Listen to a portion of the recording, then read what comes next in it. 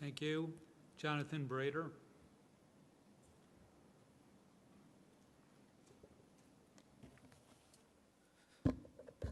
Thank you for the opportunity to testify. I'm Jonathan Brader. I'm a counsel at the Brennan Center for Justice at NYU School of Law. We have submitted written testimony that details our 4 big recommendations for how states can improve the business of running elections. These are modernizing voter registration, expanding in-person early voting, setting minimum standards for the management of polling place resources, and improving the design of ballots and the performance of machines. Due to limited time, I'm just going to talk about modernizing voter registration. Voter registration is the biggest single election administration problem that we have. As the commissioners are aware, there are 24 million registrations, that's 1 in 8 nationwide, that are either invalid or that contain serious errors. And on top of that, there are more than 50 million eligible Americans who are not registered to vote at all. This can stop a lot of people from voting. In 2008, up to 3 million were prevented from voting. Also, having flawed voter rolls is a threat to the integrity of our elections. And as Don Palmer from Virginia testified on the first panel, problems with registration can create all sorts of delays on election day when poll workers are trying to help voters who are either have problems on the registration or aren't on the rolls. This happens primarily because too many jurisdictions rely on paper-based voter registration. Having to use ink and paper forms that may contain incomplete or illegible information, and then having to have election officials enter that data creates lots of opportunities for the rolls to become flawed. And that is what results in all these needless barriers to voting, opportunities for fraud, and just generally an inability to run our elections in a smooth manner in the way we should be able to in the 21st century. After studying this, we recommend that states fix this, as I said, by modernizing voter registration. And that consists of 4 key improvements. Number 1, states should shift to electronic registration. That is, when eligible citizens who want to register to vote interact with state agencies like the DMV or public assistance offices, the agencies can transfer that information electronically, and it can be uploaded directly into the statewide database. Second, registration should be portable, meaning that when you're registered, you remain registered in the state as long as you reside there. Third, states should have online registration so that states can use online systems to register and also make updates. And fourth, states should have a safety net on election day so that when voters show up and there are problems on the polls, on the rolls, they can correct that and then vote a ballot that counts. I think we've already heard some of the benefits from this today. Elaine Manlove from Delaware explained how it saves money, and there are significant accuracy benefits. And of course, Commissioner Patrick can speak to this much better than I can because of her experience in Maricopa County. But another benefit that Ms. Manlove described was increased registration at public assistance agencies, which can help register people, but also help states comply with the NVRA requirements for agency-assisted recommendation, and that's another huge benefit. I just want to emphasize this is a bipartisan reform. It's been led by people in both parties, and it's not a one-size-fits-all solution. It is flexible. Again, I would refer you to our written testimony for this and the rest of our recommendations, and thank you very much. Thank you. Donna Sauerberger.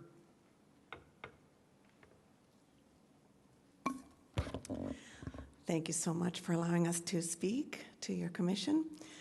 I am a member of the independent voting.org, and I've come from Maryland to tell you why I so passionately believe that basic election reforms, in addition to improving the efficiency of the polling station, are so important for establishing and maintaining an effective government that is responsive to the voters.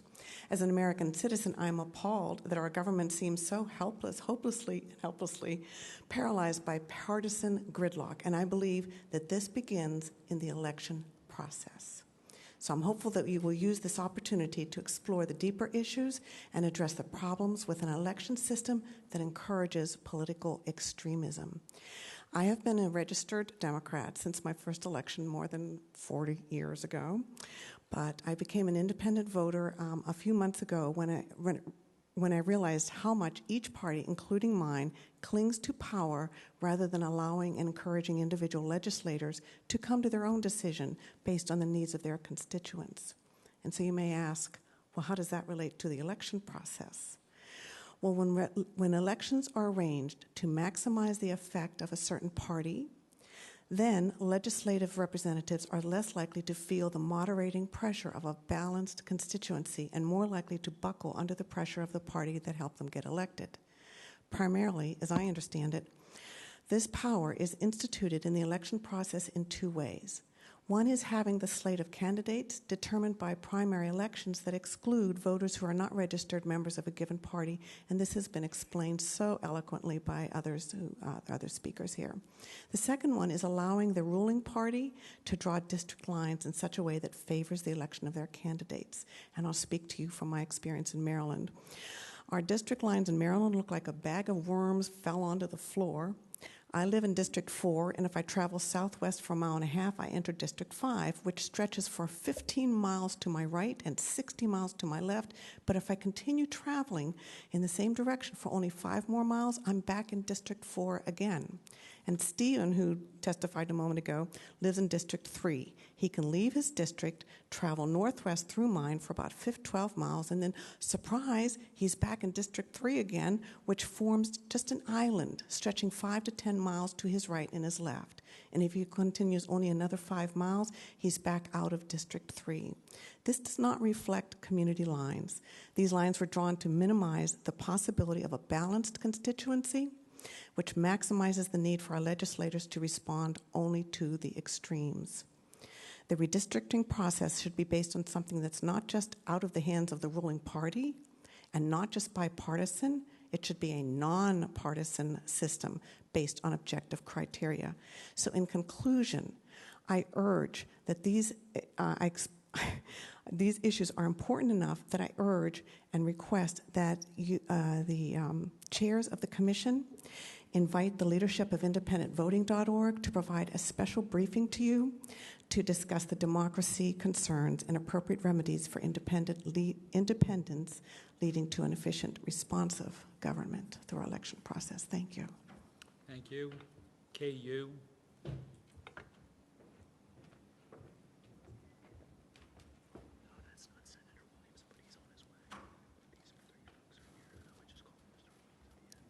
Good afternoon. My name is Kay Kyung-sun Yu, and I'm a partner at the law firm Ahmed, Zafrisan Smiler. Thank you for the opportunity to speak to this vital issue of great importance. I'm affiliated with a number of organizations dedicated to preserving voter rights. These include, and in the past have included, the Philadelphia Commission on Human Relations, the Asian Pacific American Bar Association of Pennsylvania, and the Southeastern Pennsylvania chapter of Americans for Democratic Action. However, I am appearing before you today not on behalf of any specific organization, but to speak from my own experience as an immigrant and as a naturalized citizen. I was born in Seoul, Korea, and I moved to the United States when I was a small child. My family's immigrant status was a source of great strife for our family. As a young teenager, I recall when I was shocked to find out that there were deportation notices for each one of the members of my family. I was terrified by the idea of being sent back to a country I did not remember and could not know. Fortunately for me, with the passage of the Immigration Reform and Control Act of 1986, I became a permanent resident and ultimately a naturalized citizen of these United States. Tragically, the law came too late for my mother, who passed away just a year before the law passed in 1985. Perhaps it is because the right to vote was not a birthright for me that I've come to cherish this right to vote. I view it not only as my right, but as my responsibility.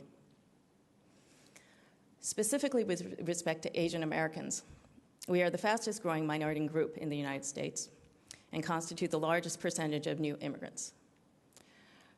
More than 70% of Asian Americans, like me, are naturalized citizens. So I urge you to consider and pay attention to what has been spoken of already, that is language access, uniform federal regulation of polls, and civic education for an informed electorate. One last point that I would like to close with is that today Congress and the President are at the precipice of the first major immigration reform since the 1986 law. And regardless of how the final bill is written, millions of immigrants are likely to experience a new status as naturalized citizens.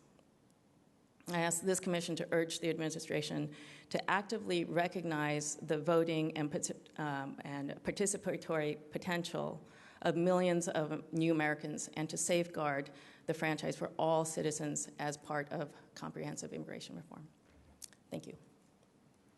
Thank you. Kyle Williamson.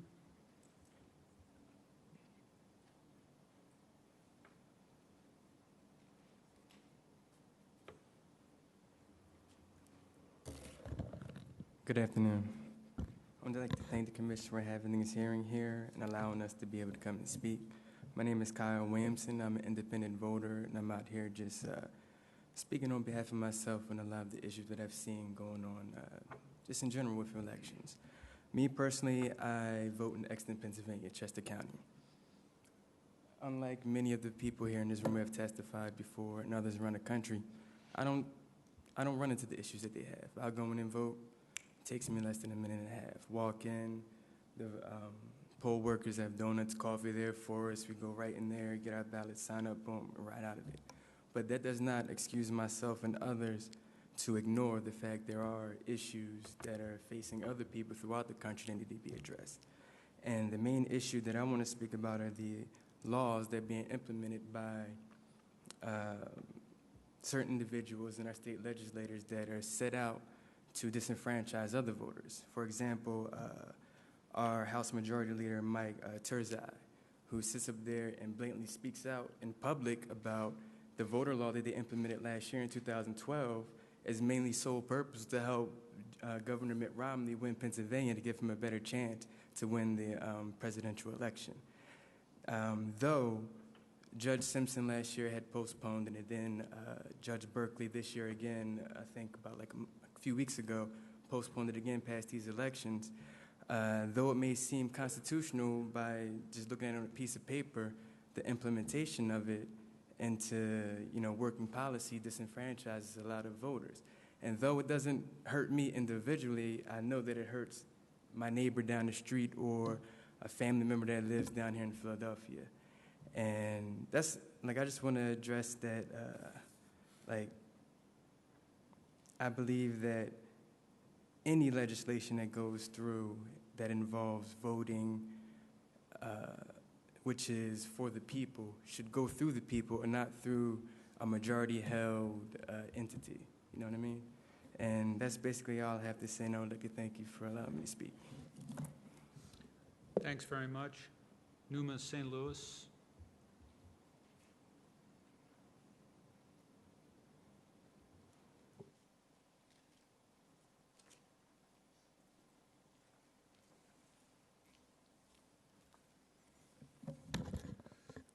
Good afternoon, chairs and commissioners.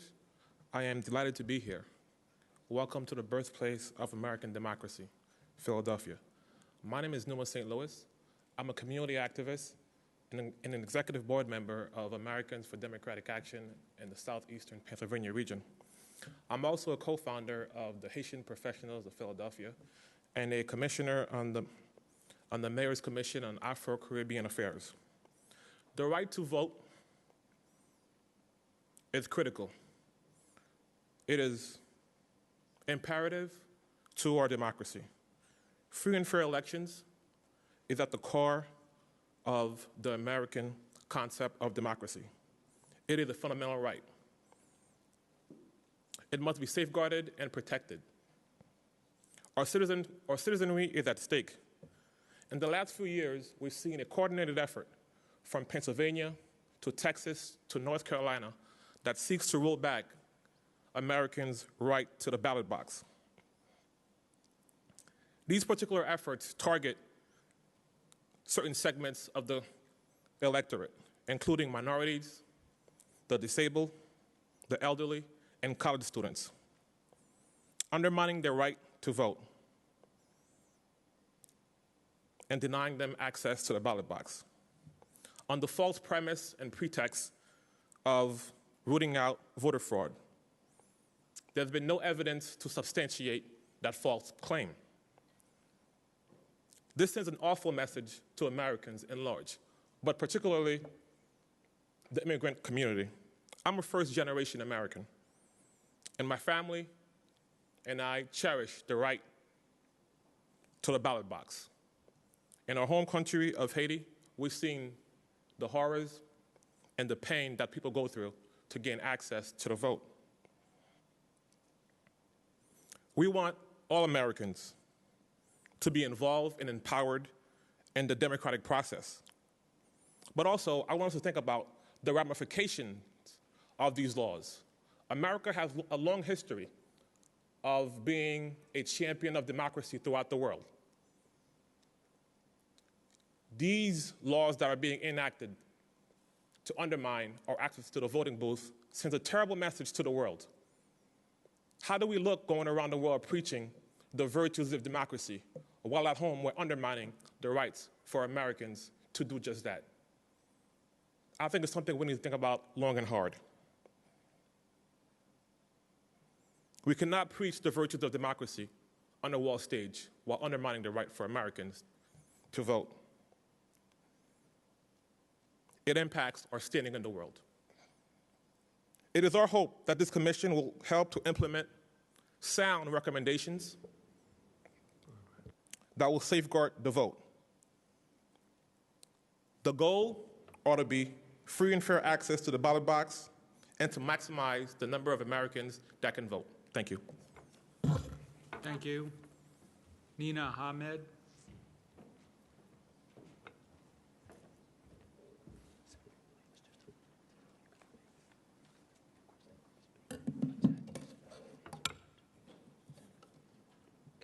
Good afternoon. My name is Nina Ahmed, and I am the chair of the Mayor's Commission on Asian American Affairs in Philadelphia. Welcome to all of you to the city of brotherly love and sisterly affection. I thank all of you for giving me this opportunity to speak this afternoon. I'm here today to be a part of the solution to improve voter experience. Specifically, I'm here to help unpack some of the issues that impact voter participation within the Asian American community and the immigrant community at large. I am here today because I owe a debt of gratitude to the foot soldiers of democracy who sacrificed blood, sweat, and tears so that I, a woman of color, may have access to the ballot box. Asian Americans are one of the fastest growing minority groups in the country, according to the U.S. Census Bureau. The term Asian American is an umbrella term, which includes East Asians, Southeast Asians, South Asians, Native Hawaiians, and Pacific Islanders. Additionally, there are separate ethnic categories within these broad ones as well. The reason I'm outlining this issue of diversity within the Asian community is to underscore the need to disaggregate data so the barriers to voting within the disaggregate the data so the barriers to voting within each subgroup can be understood. I'm hopeful that your commission report to the President will specifically underscore the issues faced by those with limited English proficiency and living marginalized lives as perpetual foreigners, even though they're citizens. I request that your recommendation understand the nuance within this community and voter participation efforts are tailored with these realities in mind. As a chair of the commission, I have encountered difficulties that have been faced by the Asian American community, and there are a variety of reasons for the lack of participation of this community. One of them is the voter registration issue. Voter registration seems to be driven by candidates and hence fluctuate from cycle to cycle. If there was a concerted effort by building partnerships with advocacy organizations, the election integrity community and other governmental agencies to invest a robust poll monitoring program and maximize voter outreach and education activities in underserved communities, I can guarantee you there will be an uptick in voter registration, which will result, hopefully, in increased voting. The other issue that has been addressed by many, I'm not going to spend time on, is the voter ID laws, which I hope are going to be repealed completely. We have Asian Americans who have come to this country as refugees and don't have documentation that they need in order to get their voter IDs. The other issue is the voting time frame. If we had Asian Americans are small business owners and are self-employed because of barriers to employment in general, and they don't have time to go on one day, wait all day long in long lines, facing untrained and unwelcoming poll workers, having no access to translators, which pose insurmountable barriers. Expanded access to absentee ballots, fewer restrictions to registered voters, and translated materials in multiple Asian languages would be extremely beneficial. And the last thing I would like to say is inclusion of stakeholders in decision-making capacities. Communicate that there is a seat at the table. I took a look at your commission here, the members here. We don't see any Asian Americans included. And I hope that will be rectified. I recommend that engaging marginalized groups always are reflected in who's at the table. So thank you very much for allowing me to testify. Thank you. Susan Lerner.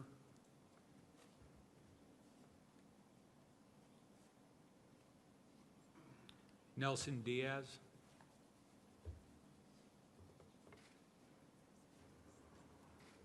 Good afternoon, Commissioners. I have my statement in writing, just in case I don't finish.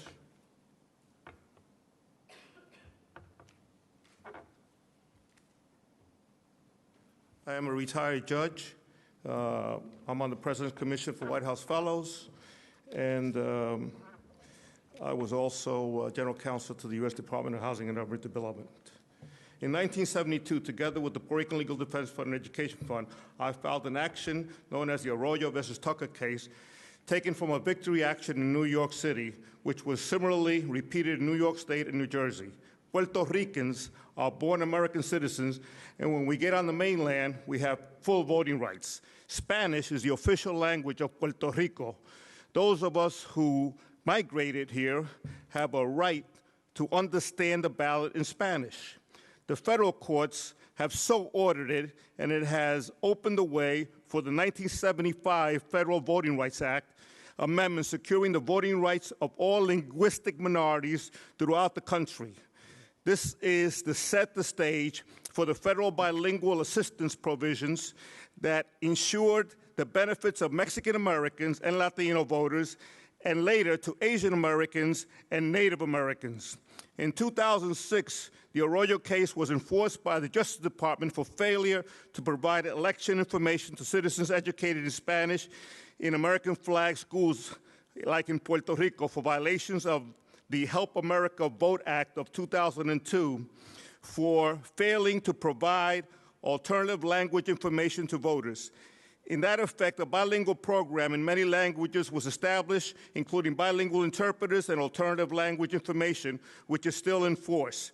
The voting machines have been monitored when I was acting chairman of the Philadelphia Commission on Elections, when some of those translations were corrected as a result of the Anglo language. I have translated ballots in Philadelphia for more than 20 years while a judge of the Court of Common Pleas pro bono. As a result of these programs, registration and voting increased to the point that Puerto Rican voters in recent election outcomes in Florida was the largest increase in my 40 years of voter registration activity.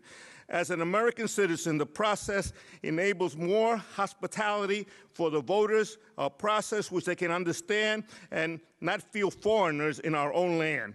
Voting is taken very seriously in Puerto Rico, but because of the attitude and intimidation that we face in America, we feel like foreigners in our own land. Voter ID is another aspect which you have heard, and Latinos continue to be intimidated by that process. In Pennsylvania, the backers of voter ID laws, as you know from the history of those who have testified, was a political act by Mike Tarso. This has no... Mr. Diaz. This is my last sentence. Very good. Thank you. Thank you. I feel like the Supreme Court there. This has no allegations of fraud. There have been no allegations of fraud on the voters since the new voter machines were instituted in Philadelphia. The most prevalent problem in the last national election was a lack of processing of registration of new voters. Even the fighters of the court urged that there was no violation and no fraud. I urge you to encourage and reinstitute Title V of the Voting Rights Act and to encourage early voting and mail voting as a means of helping working Latinos who are used to vote on Sundays, an opportunity that is outrageous in terms of the democracy. I have participated in a committee just as yours in 1998, and the suggestion was that the voting be uniform. Thank you. Kevin Subley.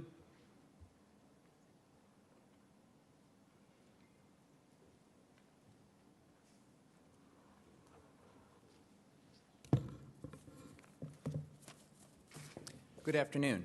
Thank you for your time and the opportunity to address this commission. On Election Day, I represent myself, one independent, nonpartisan vote. But today, in front of this commission, I represent those of my generation, referred to colloquially as millennials, who identify not as a Republican nor Democrat, but as free-minded, educated, opinionated, concerned American citizens. Come Election Day, we desire to vote for our preferred candidates based on their merits and our opinions alone. We should not have to ally with or against a particular party for the right to cast a ballot, as we do in Arizona. To vote, we should not have to declare an oath to anything but our country, as we do in Georgia. Having to vote against an unwanted candidate rather than for a desired candidate, as the Michigan system supports, is, I would suggest, a violation of our constitutional right to freedom of speech and association. Perhaps you are aware of a recent article in The Atlantic by Ron Fournier, The Outsiders, How Can Millennials Change Washington If They Hate It?, on the apparent rejection en masse of the U.S. political system by my generation. If not, I highly recommend reading it. Here are some notable statistics quoted by the article. Nearly half of my generation agree that, quote, politics has become too partisan. Nearly 1/3 agree that, quote, political involvement rarely has any tangible results. Only 16% disagree that politics today are no longer able to meet the challenges our country is facing. And 45% describe their political affiliation as independent. Again, nearly half of my generation belong to no political party. But this does not mean that we are apathetic. Rather, we are more involved in community betterment, but with other social institutions and at the exclusion of our own government. What does this have to do with election administration and this esteemed commission? Everything. Your ultimate mission is, after all, according to the executive order that founded this commission, to, quote, ensure that all eligible voters have the opportunity to cast their ballots without undue delay. Prohibition from casting a ballot based on political affiliation is a clear impairment of this opportunity. Independents are here today, just as we have been in August and July and June, voicing our concerns.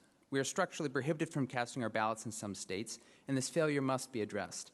For better or for worse, my generation is the future. Access to voting is the most fundamental aspect of political participation, and being blocked from it results in disillusionment with both political parties and our country's current system of democratic political process. We all desire a stronger government, society, and country. Include us so we can help. In fact, we demand it, we deserve no less, and the future of our country necessitates it. I look forward to reading your final report to President Obama in a few months. Please address this issue of political affiliation, prohibited access, and stifled freedom of speech in that report. Include the strong and growing voice of America's nonpartisan voters and advocate for a more open and inclusive voting process for all American voters. We're counting on you. Thank you. Thank you. Will Gonzalez.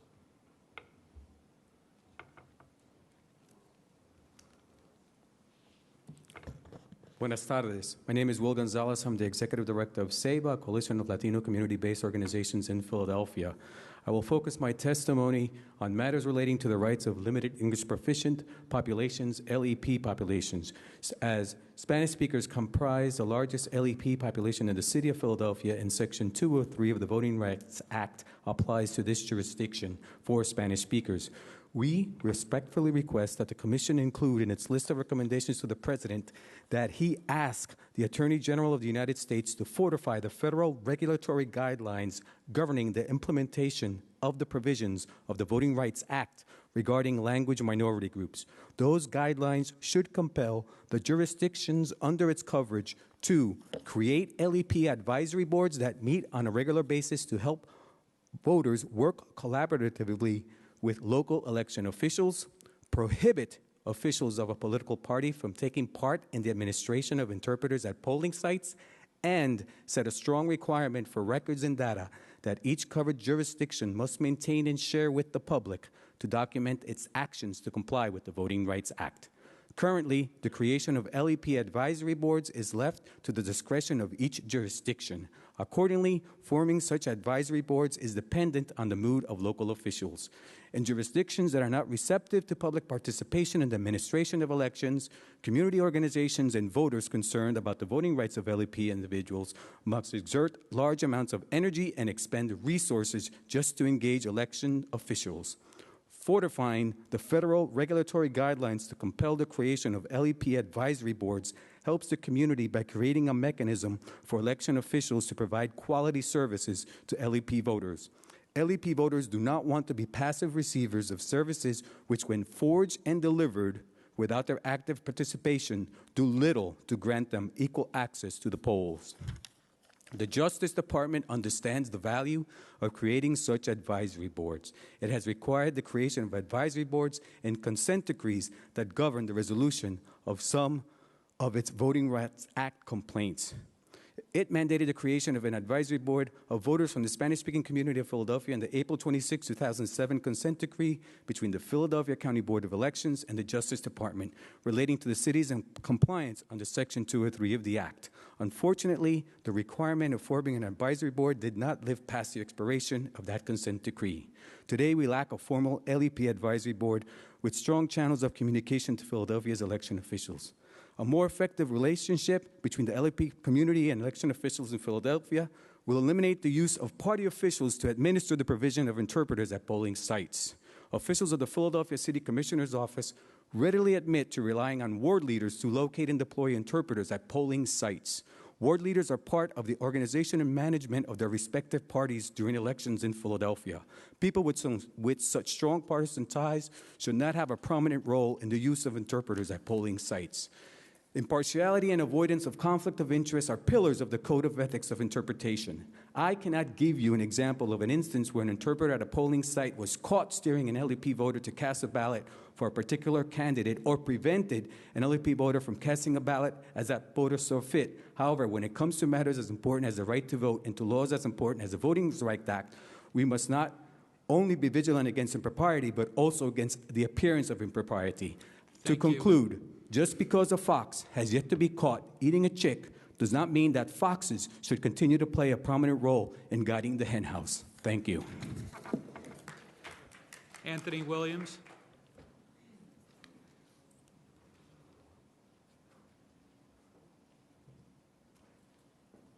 Good afternoon. On August 16th, Commonwealth Court Judge Bernard McGinley barred enforcement of Pennsylvania's voter ID law until he makes a final ruling in the lawsuits challenging its constitutionality. The ACLU, the NAACP, and other groups filed the suit. I, as the deputy whip of the Democratic Caucus, as well as the chairman of the State Government Committee, filed an amicus brief on behalf of my caucus. The voter ID statute was signed into law on March 14, 2012, but it has yet to be enforced due to court challenges, administrative delays in educating voters in order to reduce the number that lack proper identification. For seniors, minorities, and the disabled, the voter ID law creates substantial hardships. For election officials, it burns valuable resources and produces an administrative nightmare. Independent testimony during the current court challenges put the number of Pennsylvanians who still lack identification to be approximately 500,000 people. At the same time, backers of the law could not produce a single documented case of in-person voter misrepresentation. To reduce the number of voters who lack ID, Pennsylvania has or will have to spend $6 million on implementation, including television, print, internet advertising, $1.5 million to mail a postcard to every home in Pennsylvania with a registered voter. Pennsylvania is using federal funds for that effort, funds that could be used for what they were intended: the expansion, access, the training election officials, and improvement of efficiencies of elections. Voter ID does, in fact, the opposite of what the funds that this commission are intended to do. The voter ID requirement will make it more difficult to recruit and train poll workers in Pennsylvania, if it is even possible to train them. They are intended, in Pennsylvania, the accepted number of photo identifications include PennDOT, non-driver ID card, federal government, U.S. military, U.S. passport, municipal employee ID, student ID from a PA higher educational institution, and Pennsylvania's care facilities issued. I asked the members of the Commission to consider that there are 1,240 licensed personal home care facilities in Pennsylvania, including nearly 100 within a 5-mile radius of this hearing. Pennsylvania has roughly 300 institutions of higher learning or more than 500 campuses across Pennsylvania. Pennsylvania has more than 2,500 municipalities. With fewer than a half of voters taking part in most elections, I would agree that the Commission has an important task in finding ways to improve how we get folks to vote. But I would suggest to you that anyone with the ability to go through this type of critiquing of voter identification is almost impossible. Voter identification law, as it currently constructed in Pennsylvania, does the total opposite of what is intended, and that is for us to participate in a freely exercised republic and have a standard by which we can exercise that through our own free vote. Thank you. Thank you. Whitney May.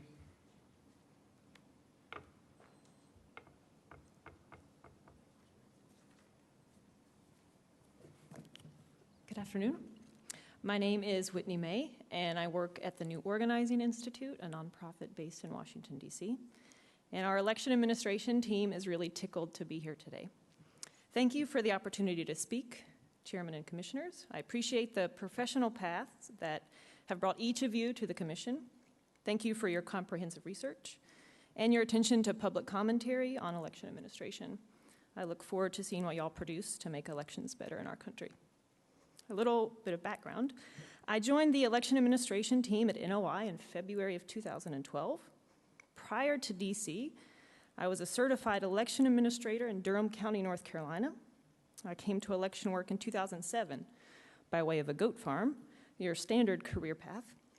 And just for the public record, I'd like to state that a workday on a goat farm and a workday in a local election office are not terribly different.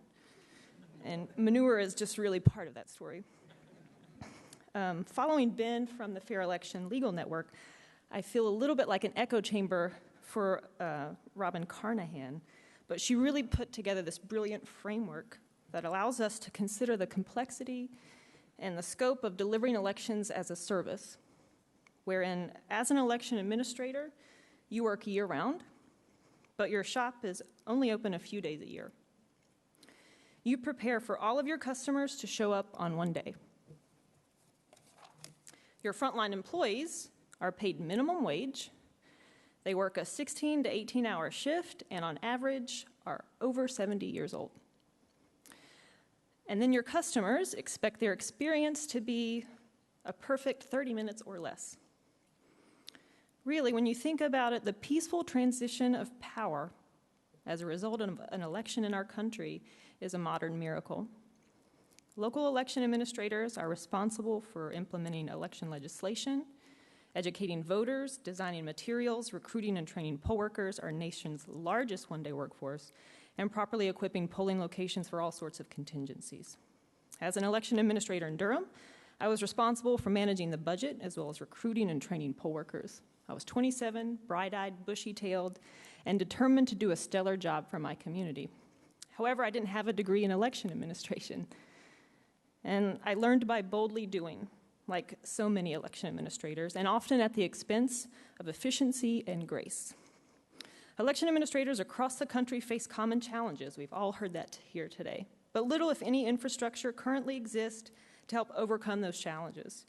At this precise moment, no one is successfully facilitating connections between administrators to share those solutions. As a result, jurisdictions are expending already limited resources, spinning and reinventing the wheel. The existence alone of this commission is legitimizing the work of election administrators everywhere. Thank you. Election administration has never been sexier. But elections are too important to stop here. At Acrobat earlier this year, we launched a knowledge network of local election administrators across our country. We're calling this network Electricity, a network that thrives on peer learning, that raises the professional standard for election administrators, and that promotes continuing education, a network of, by, and for local election administrators. It is our hope that you as a commission will encourage election administrators to engage with us. Thank you for your service, and thank you for allowing me to speak today. Thank you. Seth Flaxman.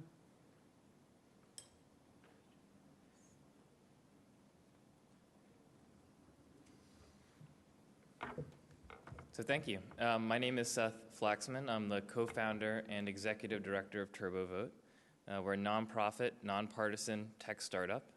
And for the sake of full disclosure, I should say Commissioner Grayson also sits on our board. So our mission is to build a service where any American can sign up one time and then get all the help they need, staying registered to vote and voting in all of their elections, local to presidential, for the rest of their life, no matter where they move. And last year we had 200,000 voters across the country sign up for this service. What that means is that we track their election calendar and their deadlines. If they need to register to vote or vote by mail, we can mail them a physical copy of a voter registration form or their state's vote by mail application already filled out, includes a pre-stamped envelope already addressed to their local election office, so all they have to do is sign it and stuff it in an envelope. We send text and email reminders to make sure they send these forms by the deadline, and then if they're voting by mail, we'll remind them to send their ballot back on time, and if they're voting in person, we'd send a reminder like, tomorrow's election day, here's where your polling place is. The voters, though, that we're in contact with also contact us when they have issues and concerns. And what I think the Commission will find interesting is that the number one type of issue that was reported to us in 2012 were around issues with voting by mail. Voters asking, has my ballot been mailed yet? When will my ballot arrive? Has my ballot arrived at the local election office already? And unfortunately, the most that we could do was give them the number for their local election administrator and suggest that they give them a call, which wasn't very satisfying. Then this year, we started doing research, reaching out to election officials, figuring out what technology do they need to improve their processes, and found out something very surprising, which is that they have the exact same problem. They also want to be able to track the ballots they're sending out through the mail system. They want to know, when is my ballot going to reach the voter? And when are waves of ballots going to be coming back to my office? And so we've decided to fix this problem. We're building a system that uses intelligent mail barcode tracking in order to allow election officials to track their ballots through the postal system and then communicate that information to voters. So I'm very excited that the administration of absentee ballots is one of the issues that the Commission is considering. One of the best ways to reduce issues at polling places is to have more Americans vote by mail, and one of the best ways to help Americans vote by mail is to improve Americans' confidence in that system. So I encourage the Commission to include in their recommendations a call to improve the accountability and transparency of vote-by-mail systems across the country. Thank you. Thank you. Ellen Kaplan.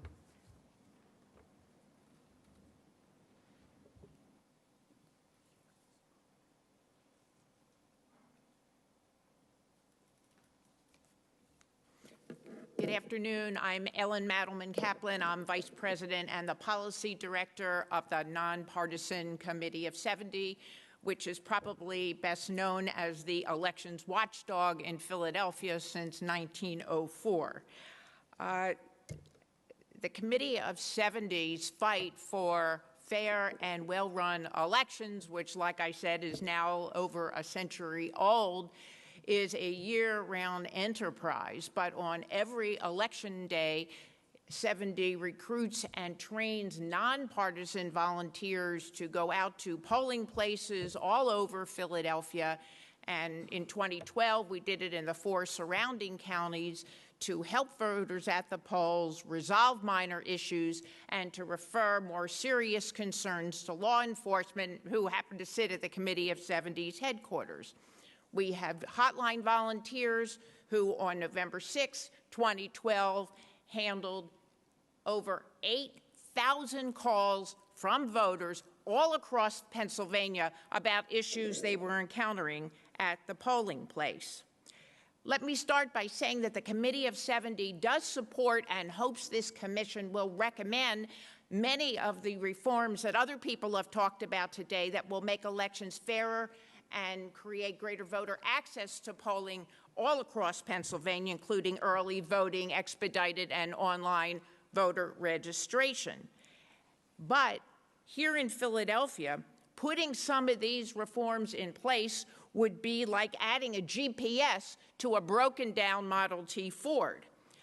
However, the Commission can really play a powerful role by using its bully pulpit to recommend standards for how local elections should be run, because it is at this level that most voters encounter voting and where they make their decisions whether or not to be lifetime voters.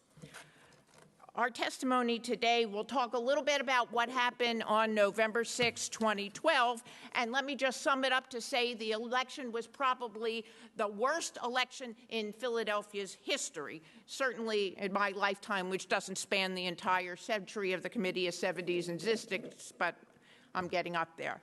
An unprecedented 26,986 provisional ballots were cast, including over 12,000 by voters who were properly registered to vote, showed up at the correct polling place, and should have been permitted to use the voting machine. Over 5,000 of those voters' names were inexplicably missing from poll books or supplemental pages. 2 weeks before the election, over 28,000 voter registration applications remained unprocessed, and they weren't finished being processed until 4 days before November 6th.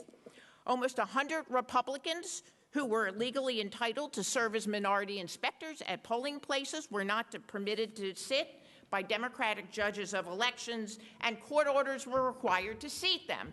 Now, in this town, which, as you know, is heavily Democratic, almost 80% of the voters are Democrats, how would you feel if you were Republican in this town and you hear some of those things happening? This is the kind of... Nonetheless, we need you to sum up, if you could. These are the kinds of things that make voters distrustful of how voting works in Philadelphia. So we urge, again, this commission to set standards and issue a set of recommendations that are designed to result in local elections that conform with the most modern and up-to-date voting practices, are free of patronage and partisanship, are operated with the greatest efficiency, and by people who have an unwavering commitment to exemplary customer service. Thank you. Thank you. Joseph Defelice.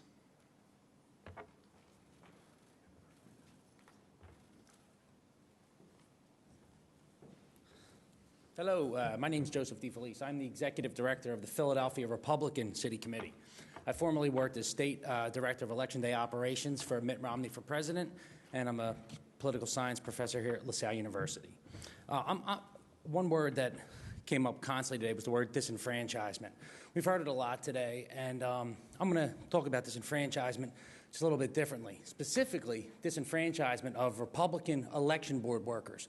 We're not talking about poll workers. We're talking about court-appointed election board workers that Ms. Kaplan referred to earlier. Philadelphia, every election, Republicans show up to the polling place with a court order to work inside the polling place. They get paid by the city to work, and every year they're kicked out of the polls. Last year, we had over 30 kicked out of the polls Election Day morning at 6:55, right before the polls are about to open. This is a disenfranchisement of the right. Many of these people never came back to the polls to vote that day because they're intimidated. Specifically, African Americans were referred to as banana skins and, pardon the expression, house niggers for being Republicans in North Philly and West Philadelphia. That you don't hear about this kind of stuff regularly, specifically with the Republican Party. Another issue, because I don't have a lot of time, is issue here in Philadelphia we ran into, primary 2011, we had over 83 divisions in the city of Philadelphia had more votes than voters that showed to the polls in the primary. Barack Obama in 2012 received over 900 votes from the differential from the number of Democrat voters that showed the primary election. So if you had 200 divisions, he had more votes in those divisions than actual Democrats that showed to the polls. Some instances, you had a Republican that showed to the polls in the primary, and they never switched the machine to Republican, so they just they put it on Democrat, because in North and West Philadelphia, you're talking about 98% Democrat. In a situation like this, you could see why that would occur, but not to the tune of close to 1,000 or 83 precincts, which is 5% of the city of Philadelphia. And finally, I'll leave you with the story of Joe Cheeseborough. There's 2 Joe Cheeseboroughs registered in Philadelphia. same date of birth. They live about 5 blocks from each other. One lives in a 7-Eleven. The other one lives on a street that no longer exists. Thank you. Thank you. Is there anyone else who has not signed up who wishes to address the commission? Please.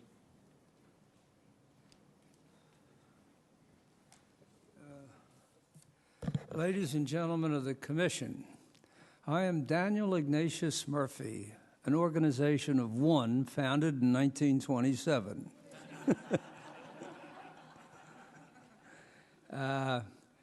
I'm here not to advocate nor editorialize about anything.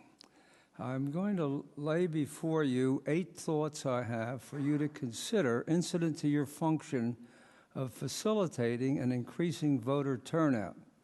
And I hope I can do it quickly enough so that there'll be time left over in the 3 minutes to enable you to ask questions. But I will go slowly because it seems to me my comments are not being recorded, as brilliant as they are. And They are being webcast. We have a transcript copy of your comments. I'm sorry, what? We will have a transcript copy of your comments. Oh, okay. Well, then I'll speak a little more rapidly, and maybe we can get a question or two. In any event, 8 points. 1, we should have Sunday elections. 2, being able to register when voting or via the internet. In Pennsylvania, you can now register via the internet, but we can't register when voting. Several states now permit you to register when voting. Vote by mail, and at the same time eliminate absentee voting, but permit ballots postmarked anywhere on or before Election Day, or if election is on a Sunday, postmark 1 day after the election. Oregon instituted the vote by mail system, and the complaint was that you didn't get the results in a tight election until maybe the Saturday after the election, but Oregon has not reverted to the old system. 4, permit voters to pick up ballots at multifarious locations in addition to applying for them at the local board of elections. 5, explore the technical possibility of voting by phone, as is now done in France, or vote via the internet. 6, require election board members to take a training course and pay them for the time involved.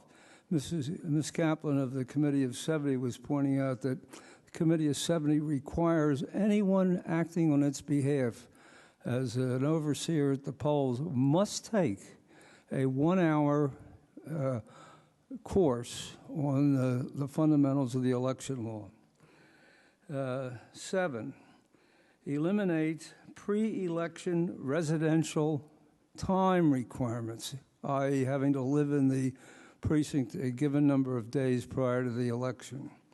And other speakers have advocated the fact, I got 5 seconds left, but hurry up.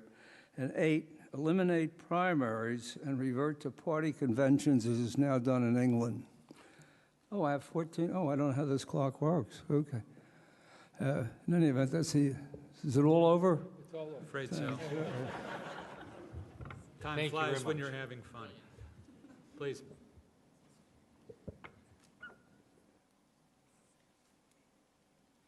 Good afternoon. My name is Larissa Pitocin, and although I happen to be one of those people taking the phone calls at Committee of 70, I take them for the Spanish-speaking callers. My comments today will be brief, and they're simply my own. And please excuse me for not having them prepared. I listened to everyone very carefully today, and some of you probably saw me in the first row really vehemently soaking it all in. What I'd like to leave you with is, very briefly, a laundry list of some of the really disturbing things that I have come across personally while standing in line to vote, or either taking a phone call or when I'm out in the field observing. Falsified ballots being handed out to help people to assist them to vote. people standing in front of polling places with pit bulls. Conversely, the new Black Panthers standing, walking person to person in the lines of those waiting, asking who they're going to vote for. Polling places closing at 5:30 because I don't have any childcare. Hurry up, get in here, we got to close. I've seen in my neighborhood of North Philadelphia, a very diverse neighborhood, mostly Hispanic, but also because we have the largest mosque in the city, we have many new Americans, Muslim Americans coming from Albania and North Africa. These are the things that they've brought to my attention.